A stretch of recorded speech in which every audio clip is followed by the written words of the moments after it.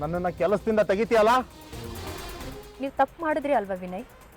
ಇದ್ಕೊಳ್ಳಿ ಅಂತ ಕೂಡ ಹೇಳಿದ್ದೀನಿ. ನಾನು ಬೇಕು ಅಂತ ನಿಮ್ಮನ್ನ ಕೆಲಸದಿಂದ ತೆಗಿಲಿಲ್ಲ. ನನ್ನನ್ನು ಕೆಲಸದಿಂದ ತೆಗೆದಾಕಿದ್ಕೆ ನನ್ನ ಮಾನ ಮರ್ಯಾದೆ ಹೋಯ್ತು. ನಾನು ಬೀದಿಗೆ ಬಂದ್ಬಿಟ್ಟೆ.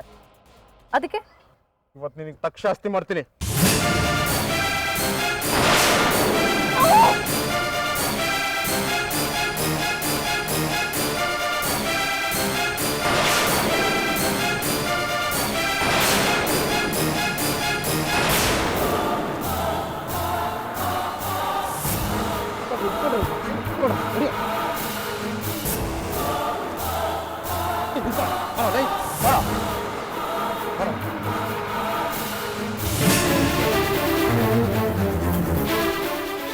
ವಿನಯ್, ಯಾಕೆ ನನ್ನ ಮುಖಕ್ಕೆ ನೀರು ಎರಚಿದ್ರಿ?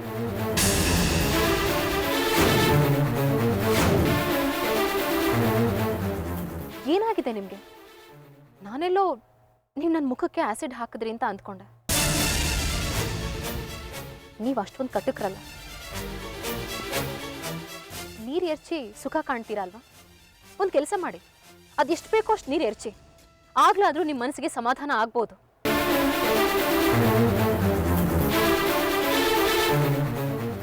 ಮೇಡಮ್, ನಿಮ್ಮ ಮುಖಕ್ಕೆ ಎರಚಬೇಕಾಗಿದ್ದ ಆಸಿಡ್ ಬಾಟ್ಲು ನನ್ನ ಹತ್ರ ಇದೆ.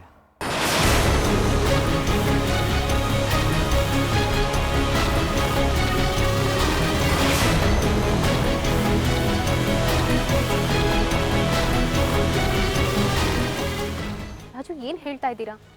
ಈ ಘಟನೆ ನೆನ್ನೆನೇ ನಡಿಬೇಕಾಗಿತ್ತು. ಈ ಆಸಿಡ್ಡು ನೆನ್ನೆನೇ ನಿಮ್ಮ ಮುಖನ ಸುಡಬೇಕಾಗಿತ್ತು.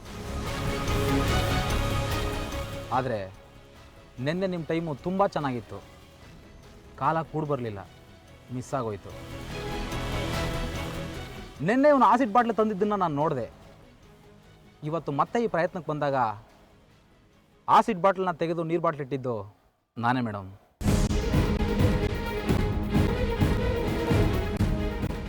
ಹೌದಾ? ಹೌದು ಮೇಡಮ್. ಇಲ್ಲ ಅಂದಿದ್ರೆ ಇವನು ಎರಚಿದ ಆಸಿಡ್ಗೆ ನಿಮ್ಮ ಮುಖ ಸುಟ್ಟೋಗ್ಬೇಕಾಗಿತ್ತು. ನೀರಾಗಿದ್ದಕ್ಕೆ ಬದುಕೊಂಡಿದ್ದೀರಾ. ಇಂಥ ಪಾಪಿಗಳನ್ನ ಸುಮ್ಮನೆ ಬಿಡಬಾರ್ದು ಮೇಡಮ್. ಪೊಲೀಸಿಗೆ ಒಪ್ಪಿಸ್ಬೇಕು ಇವ್ರನ್ನೆಲ್ಲ. ಏನ್ರಿ ವಿನಯ್, ಏನ್ರಿ ಮಾಡಿದ್ದೆ ನಾನು ನಿಮಗೆ? ನನ್ನ ಮುಖಕ್ಕೆ ಆಸಿಡ್ ಹಾಕೋದಕ್ಕೆ ಬರ್ತೀರಲ್ಲ, ಇಷ್ಟೇನಾ ನಿಮ್ಮ ಪೌರುಷ? ನಾಚಿಕೆ ಆಗ್ಬೇಕು ನಿಮ್ಗೆ.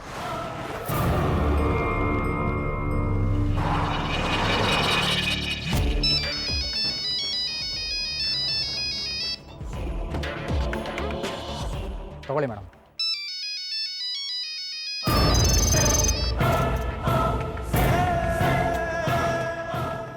ಏನೋ ಹಾಕ್ತೇನೋ ಆಸಿಡ್ ಹಾಕ್ತಾ ಮುಖ ಸುಟ್ಟೋಯ್ತಾ?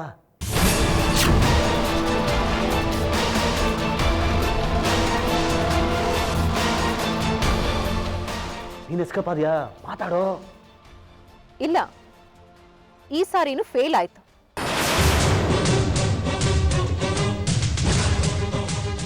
ಆಸಿಡ್ ಹಾಕೋದಕ್ಕೆ ಆಗ್ಲಿಲ್ಲ. ನಿಮ್ ತಂತ್ರ ವರ್ಕೌಟ್ ಆಗ್ಲಿಲ್ಲ. Better luck next time.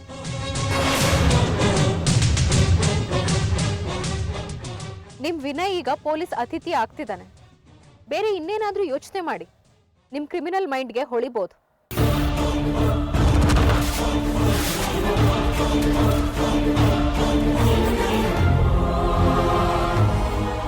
Raju, police ಸ್ಟೇಷನ್ಗೆ ಎಳ್ಕೊಂಡು ಹೋಗಿ. ಮಿಕ್ಕದನ್ನ ನಾನು ನೋಡ್ತೀನಿ. ಮೇಡಮ್, ಹಂಗೆ ಮಾಡಬೇಡಿ ಮೇಡಮ್. ಕರ್ಕೊಂಡು ಹೋಗ್ಲಿ ಇವ್ರನ್ನ.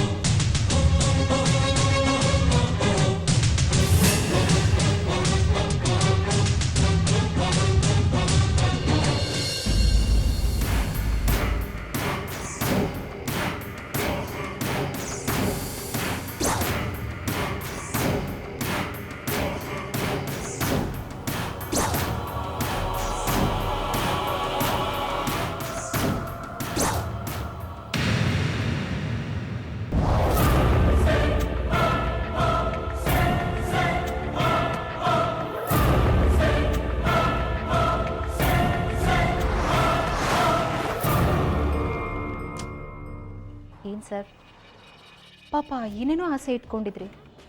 ನಿಮ್ಮ ಶಿಷ್ಯ ಸರಿಯಾಗಿ ಕೆಲಸ ಮಾಡಲೇ ಇಲ್ಲ ಅಲ್ವಾ? ತುಂಬ ನಿರಾಸೆ ಆಗಿರಬೇಕು. ಹೇಳ್ಕೊಳ್ಳೋದಕ್ಕೆ ಸತ್ಯದೇವ್ ಅಂತ ದೊಡ್ಡ ಮನುಷ್ಯರ ಮಗ, ಮಾಡೋದೆಲ್ಲ ಚಿಲ್ಲರೆ ಕೆಲಸ. ನಿಮ್ಮ ಜನ್ಮಕ್ಕೆ ನಾಚಿಕೆ ಅನ್ನೋದೇ ಇಲ್ವಾ? ಹೇಗ್ರಿ ಜನ್ಮ ಹೊತ್ಕೊಂಡಿರ್ತೀರಾ? ಇನ್ನೊಬ್ರನ್ನ ಸಾಯಿಸೋ ಮಟ್ಟಕ್ಕೆ ದ್ವೇಷನ? ತೇಜು, ಏನು ಮಗು ಅದು? ಏನು ಅನಿಲ್ ಜೊತೆ ಮಾತಾಡ್ತಿದ್ಯಾ? ಏನು ವಿಷಯ? ಏನೂ ಇಲ್ಲ ಮಾವ, ನಿಮ್ಮ ಮಗನ ಕಷ್ಟ ಸುಖನ ವಿಚಾರಿಸ್ಕೋತಾ ಇದ್ದೆ. ಇನ್ನೂ ಏನೇನು ಒಳ್ಳೆ ಕೆಲಸ ಮಾಡೋದ್ರಲ್ಲಿದ್ದಾರೆ ಅಂತ ಕೇಳ್ತಾ ಇದ್ದೆ. ಒಳ್ಳೆ ಕೆಲಸನಾ? ತೇಜು, ನಿನ್ಗೇನಾಗಿಲ್ಲ ತಾನೆ? I all right? ತೇಜು, ಯಾಕಮ್ಮ, ಏನಾಯ್ತು? ತೇಜು, ನಾನು ಕೇಳಿದ ನಿಜಾನಾ? ಅಯ್ಯೋ, ನೀವು ಯಾರೂ ಗಾಬರಿ ಆಗಬೇಡಿ. ನಿಮ್ಮೆಲ್ರಿಗೂ ನಾನು ಏನೋ ಒಂದು ತೋರಿಸ್ಬೇಕು. ಹಾಂ,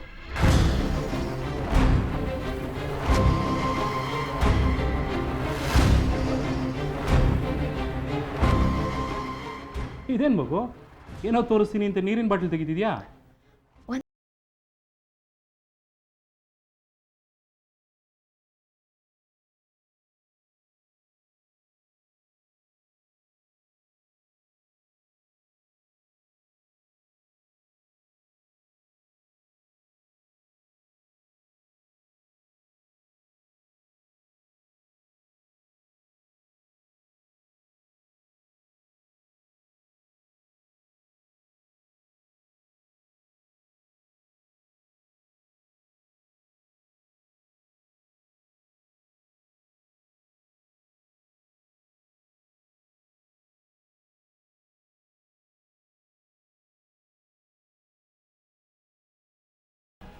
ಹೌದು ಅತ್ತೆ, ಆ್ಯಸಿಡ್.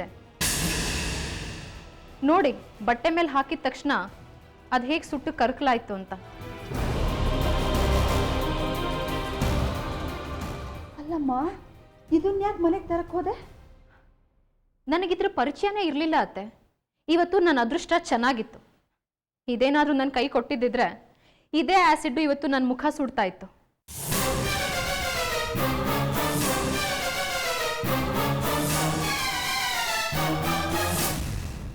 ಕುಸು, ಏನು ಹೇಳ್ತಿದ್ದಿ ಮಗು ನೀನು? ಅಲ್ಲಮ್ಮ, ಯಾರು ನಿನಗೆ ಆ್ಯಸಿಡ್ ಹಾಕೋಕೆ ಹೊರಟಿದ್ದು? ಯಾರಿಗೆ ಹೊಟ್ಟೆನಲ್ಲಿ ಬೆಂಕಿ ಧಗಧಗ ಉರಿತಾ ಇರತ್ತೆ ನೋಡಿ, ಅವರು ಇಂಥ ನೀಚ ಕೆಲಸಕ್ಕೆ ಕೈ ಹಾಕಿರೋದು.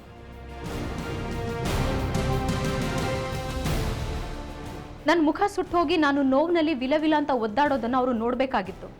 ಅದಕ್ಕೆ ಈ ಕೆಲಸ ಮಾಡಿದ್ರು. ಅಯ್ಯೋ ದೇವ್ರೆ, ಎಂತ ಕೆಲಸ ಆಗೋಗ್ತಿತ್ತು ತೇಜು? ಯಾರು ಆ ಪಾಪಿಗಳು? ಅಲ್ಲ, ಅವ್ರಿಗೆ ಸ್ವಲ್ಪ ಕೂಡ ಮನುಷ್ಯತ್ವ ಅನ್ನೋದು ಬೇಡವಾ? ಮನುಷ್ಯರ ಥರ ಇರ್ತಾರೆ ಅತ್ತೆ, ಆದರೆ ಮನುಷ್ಯರಲ್ಲ, ರಾಕ್ಷಸರು. ಇನ್ನೊಬ್ರು ಮುಖನ ಕುರೂಪ ಮಾಡಿ ತಾವು ಸಂತೋಷ ಪಡೋರು, ಇನ್ನೊಬ್ರು ಸಾವನ್ನ ನೋಡಿ ತಾವು ಆನಂದ ಪಡೋರು ಇರ್ತಾರೆ. ಇವತ್ತು ನಾನು ಸ್ವಲ್ಪ ಯಾಮಾರಿದ್ರು ನಾನು ಬದುಕುಳಿಯೋದೇ ಅನುಮಾನ ಆಗ್ತಿತ್ತು. ಕುಸು, ಏನು ಹೇಳ್ತಿದ್ದೆ ಕುಸು ನೀನು? ಮನುಷ್ಯ ಈ ಮಟ್ಟಕ್ಕೆ ದ್ವೇಷಿಸ್ಬೋದು ಅಂತ ನಾನು ಅಂದ್ಕೊಂಡಿರಲಿಲ್ಲ ಮಾವ. ನಾನು ನ್ಯಾಯವಾದ ದಾರಿನಲ್ಲಿ ಹೋಗಿದ್ದಕ್ಕೆ ನನಗೆ ಸಿಕ್ಕ ಪ್ರತಿಫಲ. I am still shocked. Kusu, ಯಾರಮ್ಮ? ಯಾರ ಪ್ರಯತ್ನ ಪಟ್ಟಿದ್ದು? ನಾವು ಕೆಲಸದಿಂದ ಕಿತ್ತಾಕಿದ್ವಲ್ವಾ ಮಾವ, ವಿನಯ್, ಅನಿರುದ್ಧ ಅವರ ಪರಮ ಶಿಷ್ಯ. ಅವನ? ಏನು ಅನಿರುದ್ಧ ಪರಮ ಶಿಷ್ಯ ಅಂತ ಅಂಡರ್ಲೈನ್ ಮಾಡಿ ಹೇಳ್ತಿದ್ದೀರಿ? ನನ್ನ ಹೆಸರು ಯಾಕೆ ತರ್ತಿದ್ದೀರಿ? ನಿಮಗೆ ವಿವಾದ ಮಾಡೋದೇ ಕೆಲಸ ಅನ್ಸುತ್ತೆ. ಹೌದಾ ಅನಿರುದ್ಧ? ಕುಸು, ಅವನ ಹತ್ರ ಏನಮ್ಮ ಮಾತು? ವಿನಯ್ ಈ ಮಟ್ಟಿಗೆ ಕೇಳಿದ್ನಾ? ಹೌದು ಮಾವ, ನನ್ನ ಮುಖಕ್ಕೆ ಆ್ಯಸಿಡ್ ಹಾಕೋದಕ್ಕೆ ಬಂದಿದ್ದು ವಿನಯ್. ಹೌದಾ? ಕೇವಲ ಕೆಲಸದಿಂದ ಕಿತ್ತು ಹಾಕ್ದಿನ ಕಾರಣಕ್ಕೆ ನಿನಗೆ ಆ್ಯಸಿಡ್ ಹಾಕಕ್ಕೆ ಬಂದಿದ್ದ ಅವನು? ಮಾವ, ಅವನು ಕೇವಲ ನೆಪ. ಅವನ ಕೈಯಲ್ಲಿ ಕೆಲಸ ಮಾಡಿಸಿದವರು ಬೇರೆನೇ ಇದ್ದಾರೆ.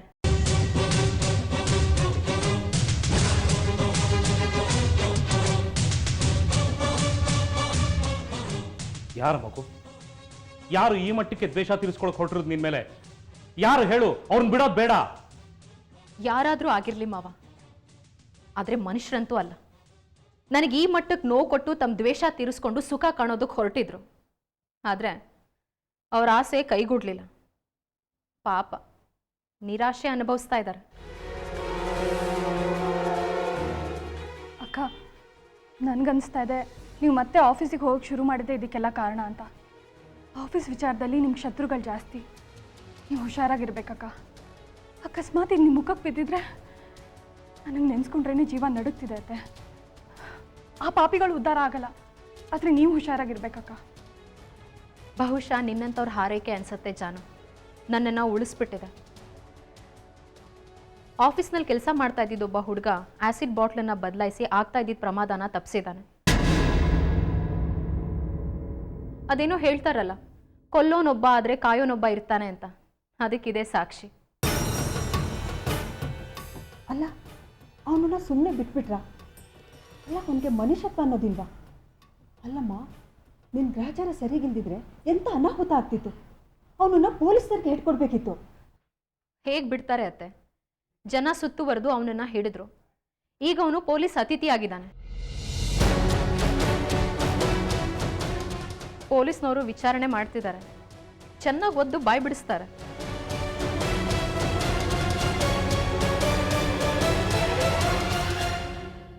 ನನ್ನ ಮುಖಕ್ಕೆ ಆ್ಯಸಿಡ್ ಬೀಳದೇ ಇರ್ಬೋದು ಮಾವ, ಆದರೆ ಬಿದ್ದಷ್ಟೇ ಸಂಕಟ ಅನುಭವಿಸಿದ್ದೀನಿ. ನನ್ನ ಅಂತಃಕರಣಕ್ಕೆ ನೇಣು ಬಿದ್ದಿದೆ ಮಾವ. ನಾನು ಯಾಕೆ ಬದುಕಿದ್ದೀನಿ ಅಂತ ವ್ಯಥೆ ಆಗ್ತಾ ಇದೆ. ನಾನು ಯಾರಿಗೆ ಏನು ಅನ್ಯಾಯ ಮಾಡಿದ್ದೀನಿ ಮಾವ? ನಾನು ಅಂತಂದ್ರೆ ಯಾಕೆ ಈ ಮಟ್ಟದ ದ್ವೇಷ?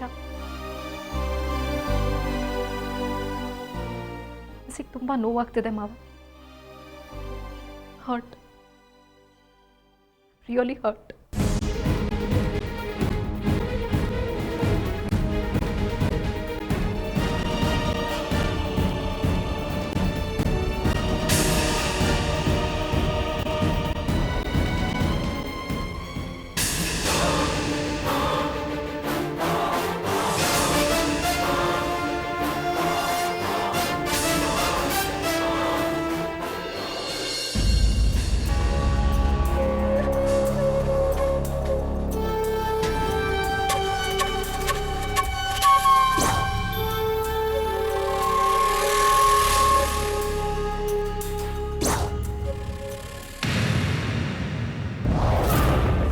ನೀನಾ? ಏನು ಅನಿರುದ್ಧ್ ಸಾಹೇಬ್ರೆ, ಯಾಕೆ ಬೆಚ್ಚಿಬಿಟ್ರಿ? ಯಾಕೆ ಇಷ್ಟೊಂದು ಗಾಬರಿ ಆಗಿದ್ದೀರಾ? ಏನು ವಿಷಯ? ಮಾಡಬಾರದು ಕೆಲಸ ಮಾಡಿ ಈಗ ಪರದಾಡ್ತಾ ಇದ್ದೀರಲ್ಲ, ಏನು ಸಮಾಚಾರ? ನಾನೇನು ಮಾಡಿದೆ? ನಾಚಿಕೆ ಆಗಲ್ವಾ? ನನ್ನ ವಿರುದ್ಧ ಈ ಮಟ್ಟದ ಹುನ್ನಾರನ, ಸ್ವತಃ ಅತ್ತಿಗೆ ಮೇಲೆ ಈ ಥರ ದೌರ್ಜನ್ಯನ? ಈ ವಿಷಯ ನಿಮ್ಮ ಹೆಂಡತಿಗೆ ಮನೆಯಲ್ಲಿರೋರಿಗೆ ಬಹಿರಂಗ ಪಡಿಸಿದ್ರೆ ನಿಮ್ಮ ಸ್ಥಿತಿ ಏನಾಗತ್ತೆ ಗೊತ್ತಾ? ಚಪ್ಪಲಿ ಬಿಡೋ ಜಾಗದಲ್ಲಿ ಬಿಡ್ತಾರೆ. ಜಾನು ಕಣ್ಣೆತ್ ಕೂಡ ನೋಡೋದಿಲ್ಲ, ಉಗಿದು ಆಚೆ ಕಳಿಸ್ತಾರೆ. ಬಹಿರಂಗ ಮಾಡ್ಲಾ ಈ ವಿಷಯನ? ಅದು ಅವನು ಯಾರೋ ಮಾಡಿರೋದಕ್ಕೆ ನನ್ನನ್ನು ಯಾಕೆ ಹೊಣೆ ಮಾಡ್ತೀಯಾ? ನನಗೂ ಇದಕ್ಕೂ ಸಂಬಂಧ ಇಲ್ಲ. ನಾನೇ ಮಾಡ್ತಿದ್ದೀನಿ ಅನ್ನೋದಕ್ಕೆ ಪ್ರೂಫ್ ಏನಿದೆ? ಪ್ರೂಫ್ ಸಿಗದ ಹಾಗೆ ಪಾಪ ಮಾಡೋರು ನೀವು ಅನ್ನೋದು ನನಗೆ ಚೆನ್ನಾಗಿ ಗೊತ್ತಿದೆ. ಈ ಥರ ಕೀಳು ಮಟ್ಟದ ತಂತ್ರ ಮಾಡ್ತೀರಲ್ಲ, ಮನುಷ್ಯತ್ವ ಇದೆಯಾ ನಿಮಗೆ? ತೇಜಸ್ವಿನಿ, ನಿಮಗೆ ಗಂಡಸ್ತನ ಇದ್ರೆ, ರೋಷ ಇದ್ರೆ, ಕಿಚ್ಚಿದ್ರೆ ನಾನೇ ಆಸಿಡ್ ಬಾಟ್ಲು ತಂದಿದ್ದೀನಿ. ತಗೊಳ್ರಿ, ಹಾಕಿ ಹಾಕಿ ಅನಿರುದ್ಧ್.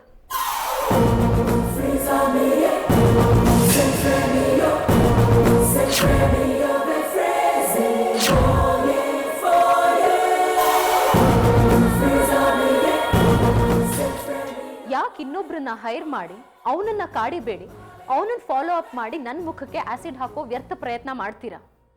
ನಿಮ್ ಕೈಗೆ ಆಸಿಡ್ ಬಾಟ್ಲು ಕೊಟ್ಟು ಮುಖ ಒಡ್ಡಿ ನಿಂತಿದ್ದೀನಲ್ಲ, ಹಾಕಿ ಅನಿರುದ್ಧ್. ನೀವು ಎದುರುಗಡೆ ನಿಂತು ದಾಳಿ ಮಾಡೋ ಗಟ್ಟಿಗಾನೆ ಆಗಿದ್ರೆ ನಾನು ರೆಡಿ ಇದ್ದೀನಿ. ಹಾಕಿ ಆಸಿಡ್. ನಾನು ಯಾಕೆ ಹಾಕಿ? ಅವನು ಯಾರೋ ಪ್ಲಾಟ್ ಮಾಡಿದ್ದ, ನಾನು ಬರೀ ಮಾತಾಡ್ದೆ ಅಷ್ಟೇ. ಏನು ಕಿಕ್ ಹಾಕ್ಸ್ಬೇಕು ಅಂತನಾ? ಇದೆಲ್ಲ ನನ್ನ ಹತ್ರ ನಡೆಯಲ್ಲ. ಸಾಕ್ಷಿ ಸಮೇತ ಮುಂದಿಡ್ತೀನಿ ಅನಿರುದ್ಧ್. ನಿಮ್ಮ ಬಣ್ಣ ಬಯಲು ಮಾಡ್ತೀನಿ. ನೀವು ಫೋನಲ್ಲಿ ನನ್ನ ಹತ್ರ ಮಾತಾಡಿದ್ದನ್ನ ಹೇಳ್ತೀನಿ, ವಿನಯ್ ಜೊತೆ ಸೇರ್ಕೊಂಡು ಪ್ಲಾಟ್ ಮಾಡಿದ್ದನ್ನು ಹೇಳ್ತೀನಿ. ಅದೇ ವಿನಯ್ ಹತ್ರ ನಿಮ್ಮ ಇಡೀ ಚರಿತ್ರೆಯನ್ನ ಬಾಯ್ ಬಿಡಿಸ್ತೀನಿ. ಬೀದಿಗೆ ಬಂದು ನಿಲ್ತೀರಾಗ. ಬ್ಲ್ಯಾಕ್ ಮೇಲ ನಾನು ಹಾಗೆಲ್ಲ ಸಿಕ್ಕಾಕೊಡೋನಲ್ಲ. ಇದೆಲ್ಲ ವರ್ಕೌಟ್ ಆಗಲ್ಲ. ನೀನೇನೂ ಪ್ರೂವ್ ಮಾಡೋಕ್ಕಾಗಲ್ಲ. ನಾನೇ ಇದನ್ನು ಮಾಡಿಸಿದ್ದು ಅಂತ ನೀನು ಹೇಳಿದ್ರು ಯಾರೂ ನಂಬಲ್ಲ.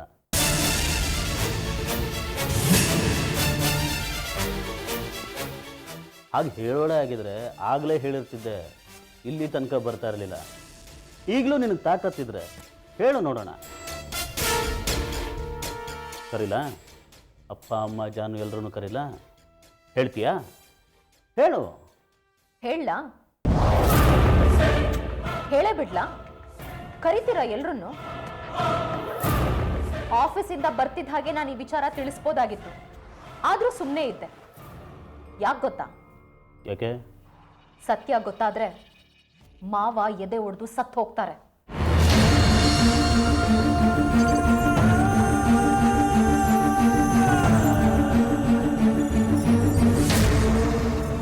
ಮಾವ ಇದನ್ನ ಕನಸು ಮನಸ್ಸಿನಲ್ಲೂ ಎಕ್ಸ್ಪೆಕ್ಟ್ ಮಾಡಿರಲ್ಲ.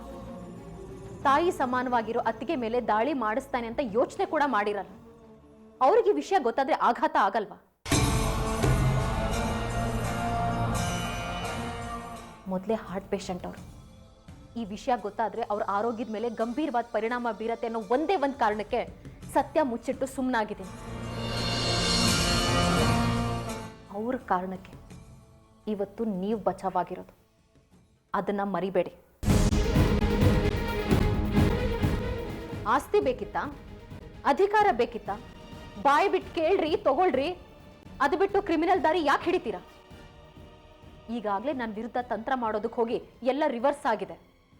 ನನ್ನ ವಿರುದ್ಧ ನೀವು ಮಾಡೋ ಪ್ಲಾಟ್ ಎಲ್ಲ ಯೂಟರ್ನ್ ತಗೊಂಡಿದೆ. ನೀವು ಅಂದ್ಕೊಂಡಿದ್ದನ್ನೆಲ್ಲ ಮಾಡ್ಬೋದು ಅಂತ ತಿಳ್ಕೊಂಡಿದ್ದೀರಾ?